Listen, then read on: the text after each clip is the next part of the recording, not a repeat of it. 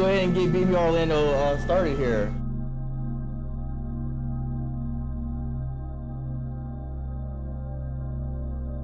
The way you develop your palate is through food, and there's other ways that you can develop your palate, which I think is through drinking coffee. If you can pull notes out of coffee and from different beans, you can pull notes out of bourbon and whiskey. And so Jared here is going to walk us through Lineage Coffee. I love Lineage. I honestly believe this is not only the best coffee in the city, in the state, but sometimes I think it's the best around the country. We all love transparency when it comes to whiskey. They're very transparent in how they roast their coffee and all the different things that comes with it. I mean, I'm sure Jared's going to go through a lot of that today, but I just want to give you a brief intro. Without further ado, the floor is all yours. Thank you. Right now it's harvest time in Ethiopia, Kenya. We're getting a Colombia harvest. So we're cupping and we're buying. So what we're going to do today is called a cupping. It's a coffee tasting, and we do it for two reasons in the coffee world. One is to decide what coffees we want to buy, because obviously we can't grow good coffee in the U.S. The second reason, Hawaii can grow coffee. The second reason is to decide, are we roasting it the perfect way? So once we buy a coffee, we know it's awesome, but the question is, are we getting the most flavor out of that coffee? Are we balancing the sweetness and the acidity? But as you can see, we're like pretty packed in here, and this is with a couple containers out there, and we're not bagging any retail coffees today. We've actually filled this room up on the other side of this wall with more coffee. We're just like at capacity, so we are needing to move out of this facility. In certain countries, we're buying directly from the farmers. However, in Africa, it's a little bit different because they do, the government inserts itself, so we have to kind of work around that. It's a little bit tough. Be the best in Orlando, I want to be the best in the country. And I want to know that every single bag we serve, I can put it next to anybody else's coffee, and I'm going to prefer ours in a blind tasting. So it all comes down to that for me. And all of this coffee that's sitting behind you right now, this is from a friend of ours. His name is Miguel Medina. We met him back in 2015 or 16, and we've been buying from him ever since. There was that first year that we didn't like the coffees we tasted from him, but we talked with him and we found a way to produce better quality. And now we've been buying from him for about 10 years. A big thing for us is if we go to a coffee farm and their coffees aren't meeting our score, like the threshold. For filter coffees, that's 87 points. For espresso, it's 85 points. Typically, espresso coffees score a little bit lower. We would be unique by scoring them and requiring them to be that high. It uses two infrared heating panels that are going to heat the coffee very slowly. So think about how you caramelize onions in a pan. So that roaster is going to be better for roasting espressos and roasting coffees that we want a full body, lower acidity.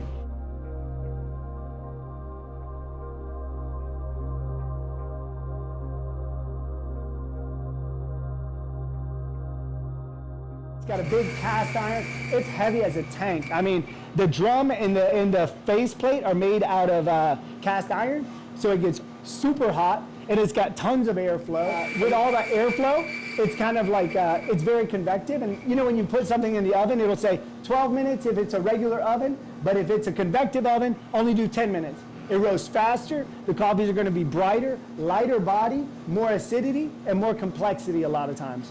But we got to keep that in the balance, right?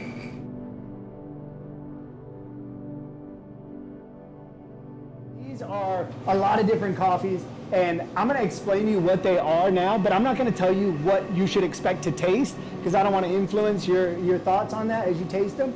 But I wrote down notes of what they are because I tried to bring coffees for today that are really unique. This is probably the first and the last time, unless you do another cupping with us, that you're going to get to taste such diversity on the table. We have coffees from Ethiopia that are wet processed, dry processed, and somewhere in between. What that means is coffee cherries are pulled from a tree. There's two beans inside of a cherry. If there's one, then it's called a pea berry. If there's two, then it's a standard cherry. Ethiopia has more biodiversity than any other country. When you ask me what is the country that produces the best coffee, hands down, it's Ethiopia. Colombia is a close second, but it's Ethiopia. So you're gonna taste some of the absolute best washing stations in Ethiopia that we work with. Let's say Cafe Imports is in Minnesota. They do a great job. You know what? Kind of like a distributor? Yeah, exactly. Exactly. Yeah, they'll call them and say, hey, what do you got? And they'll say, we got these coffees here. Some companies are a little bit better and they call an exporter. In some places we do that. because then you're getting to the coffees before the importer. It's kind of like you get further into the supply chain, you get access to better coffee. This lab right here, they're a coffee exporter based in Nairobi. We were just with them in June. We work very closely with them. So every year there's washing stations. There's a little station name and a lot code on here. And so every year we know which washing stations we want to buy from, but we do rely on Dormans to get those coffees and to negotiate some of the prices. Basically because Dormans is the best. They export the best coffees. We know it. We love working with them. We've been working with them for 10 years. Guatemala, the government has their hands out of the pot, and we go straight to the producer, and then once we get the coffee, we're sending them PayPal or Venmo. It's that grassroots, and it's really cool when it works just well. Dry processed or natural, which is the coffee cherries are harvested from the tree, and they just inside of the cherry let them dry on tables or on tarps on the ground. Dry processed coffees tend to be heavier body, lower acidity, and very fruity. Washed coffees tend to be brighter acidity, higher acidity, lighter body, and in my opinion, a little bit more complex. So in some places, we really like dry processed. Ethiopia is a good example. You get these dry processed coffees out of Ethiopia that are amazing. And then in some countries like Ecuador, we hate the dry processed coffees, or we don't love them because sometimes it's, you're going, that's it, that's everything. Yeah, if it's too humid when they're drying the coffee, then the coffee that is dry processed will end up tasting, it takes too long to dry, and you end up tasting this like kind of dull acidity. It's just like boring raisins or figs. It's not exciting and like fresh fruit. This is a field blend from a farm called Pico Jaca in Ecuador, and they do super advanced stuff. I mentioned that we don't like dry processed coffees from Ecuador. This has some dry processed coffee in it, but because they really know what they're doing, they know when to harvest and how to dry it and actually get good results.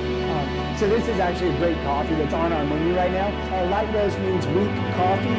The thing I'll tell you is you can make a light roast strong, or you can make a light roast weak. It just depends on how much coffee to water you do for the ratio.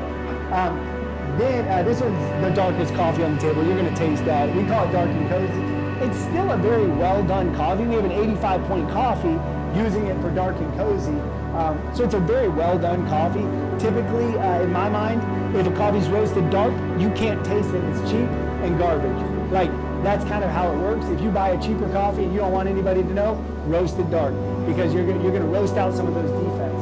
Eventually, at a certain point, all of the like terroir character, that origin character, is gonna be covered up by just roast profile, and it's just gonna taste like burned toast. Then we've got a varietal called SL28. We do single plot, single varietal selections. For me, the value in coffee is just like in wine, where the closer we can zoom in on the specific tree that grew the beans inside of that bag, the more valuable it is, the more we'll pay for it. So we pay for single plot, like, hey, I only want the north side facing. We go deep on it. If you have elevation of 5,000 feet above sea level like we have, it's so far north of the equator that it's just cold and it freezes the coffee. What about tropical areas like South Florida? No elevation. So you need the elevation. Yeah, basically, we want high elevation. You've probably heard high grown or you've heard shade grown.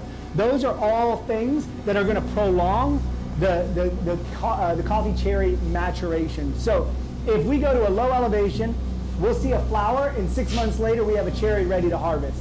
That's not long enough. If you go to a high elevation, it will take 9 months for the coffee cherry to be ready to go from flower. 9 months, longer on the tree, more sugars in the coffee bean. I'll tell you, we're going to try to set up the cupping as if you're a germaphobe, because I know we don't want to, everybody's coming off flights and stuff, I don't want anybody getting sick.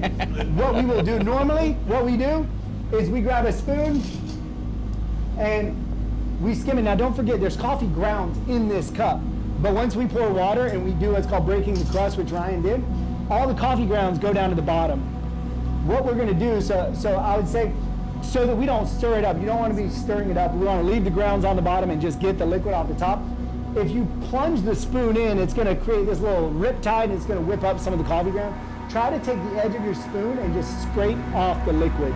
As a coffee cupper, I don't normally fill up my spoon. You can. We'll sometimes slurp, and we'll be super loud and obnoxious with it. You don't need to do that. But it does help. It is. Yeah. You want to slurp it fast. Yeah, have fun with it. Go back and forth or whatever. Yeah, these are going to our store. We sell wholesale to like the Ritz-Carlton, J.W. high-end restaurants.